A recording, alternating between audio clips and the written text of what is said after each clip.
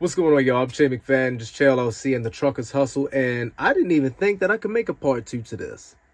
Get it, get it, get it, get it, get it, get it, get it, get it, get it. Check it out. If you watched this video right here, then you heard me speak of the individual that commented on my page, basically expressing their, feelings as if they made a mistake in getting their CDL, or how it was one of the worst mistakes they had made next to like going to college, right?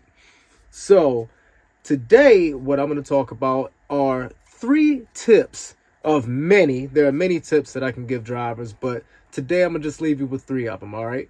Number 1, do not let these companies discourage you, okay? Don't get discouraged out here because everything is changing all the time. The market might be down right now, and it's been down for a very long time, so much so that it's hard to forecast what trucking is looking like for the near future. But what we can say is that there is some security in working for a company right now if you are a company driver.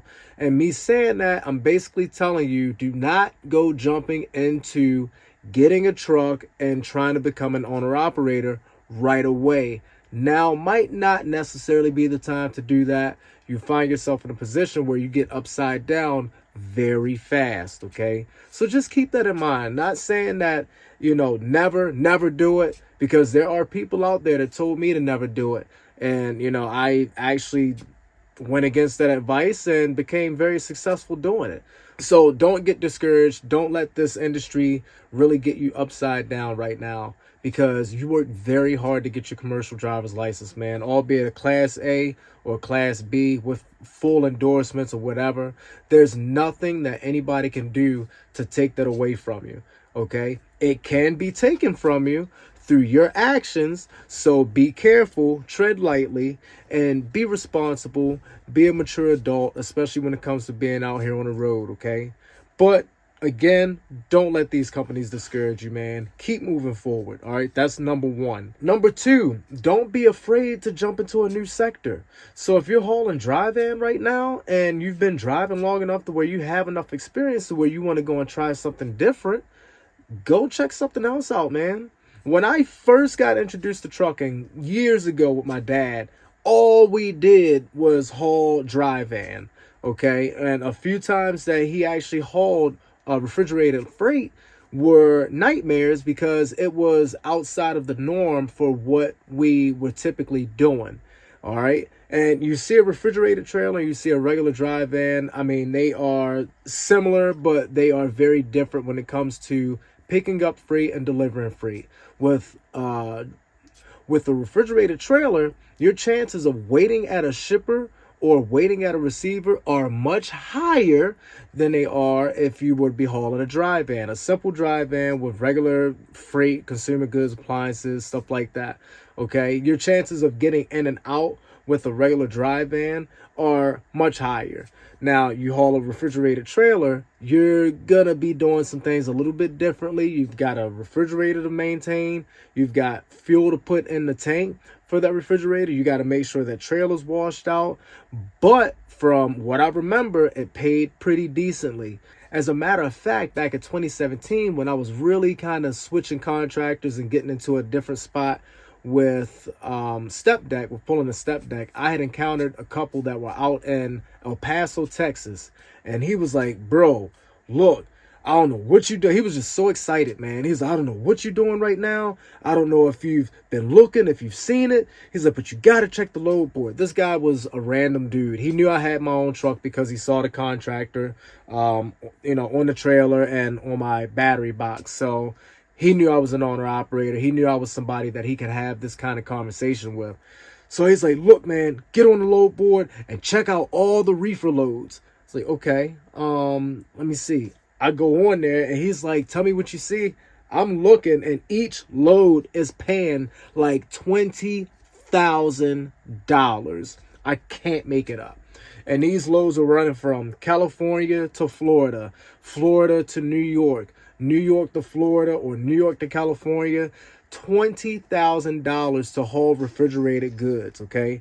But what a lot of people won't tell you is this one thing that's very important, okay? Not all money is good money, All right. Just because a load is paying $20,000 does not mean that there's no crap behind it. How long does it take to get from California to Florida?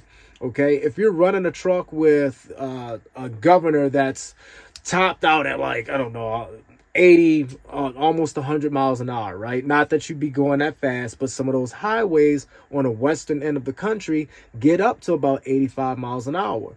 So if you've got a truck that can run that, you could say that you can make it from, we'll say, the border of California, well, looking at the camera, the border of California and Arizona, and then you're coming all the way across. Well, the speed limit will change maybe about Texas. It'll go from 85 to 80 to 75, but you start making your way down to Florida, it's going to take you probably about 3 to 4 days. So on average, it took me about that much to get from east to west. So, you know, it's not going to take you long to do it. But when you get there to either pick the freight up, you're probably going to be waiting for it because the freight might not be ready yet. Okay. Or your refrigerator, your trailer might not be up to spec. It might not be up to par. Okay. Now, you say you got the freight and you're making your way over to the receiver. You get there and there's a whole line of people waiting to get offloaded. And it's like, okay, you've got all these doors. You mean to tell me that I can't get in the door, or this person can't get in the door to get offloaded? Well, they probably only got about a handful of people offloading these trailers. So it's going to take some time. And to make matters even worse, some of them require you to unload the trailer. Okay, they have this thing. I'm not going to go into it because I don't want this video to be terribly long or anything like that. But they have this thing called a lumper or a lumper fee. And these are guys that work at these receivers that will offload your trailer for a fee. And it's not cheap. Back in the day when I was with my dad doing it, a lumper fee was like $50, $100 for them to unload the trailer, palletize everything, and you pay them that money, and that was it. Your trailer was good. It took a while, but it was probably quicker having them do it than if you would have do it yourself. So, you know, today that lumper fee is about, I just paid one. It was like $440. I'm like, dude, that's crazy, right? Anyway, so it's things like that that you have to really think about, okay? Not all money is going to be good money. And last but not least, y'all, number 3, stand your ground with these companies. Do not let them get you messed up or mixed up into anything that's going to put your CDL in jeopardy. A lot of your big companies know not to do that, but there's a lot of people that work for smaller companies, for guys that have 1, 2, 3, 4, 5 trucks, however many, and they kind of do things a little dirty. Okay, I say this: if you're going to be out here and doing things dirty, you better be on your own doing it. Okay, you better be on your own doing it, and not because somebody else is forcing you to do it. Okay, I'll talk about my CB handle and my Zoom meeting, which don't forget to hop in there, drop your email in so you can get on that list and you can get notified when I'm going to start it. Okay, again, it's going to be this coming Sunday at 6 p.m. Eastern time. Don't miss it, man. Get in there. It's going to be a lot of good information. A lot of information that, I'm not trying to really expose or put out there on this platform or anything like that. Your CDL is yours. Don't let nobody jeopardize it, man. Don't let nobody tell you to do something that you're either not comfortable with or something that you know to be wrong. Because DOT, at the end of the day, they see you sitting behind that wheel. Yeah, they see that company's name on the side, but they see you behind the steering wheel. And it's going to be your CSA points that are going to be affected. Overall, it's going to affect the company, but you're going to get the ticket, and you can give the ticket to the company.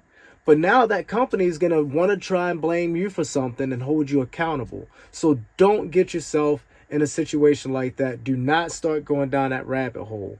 Okay. Hey, but check it out, man. I really appreciate y'all stopping through and giving me a chance to really explain this industry to you and kind of break things down in a way that you can understand. Okay. If this is your first time here, don't forget to subscribe and share these videos with someone that you know that may be trying to get into trucking or get out of a certain situation that they might be in. Okay. But again, I can't thank y'all enough, and I will see y'all in the next one. Thank you.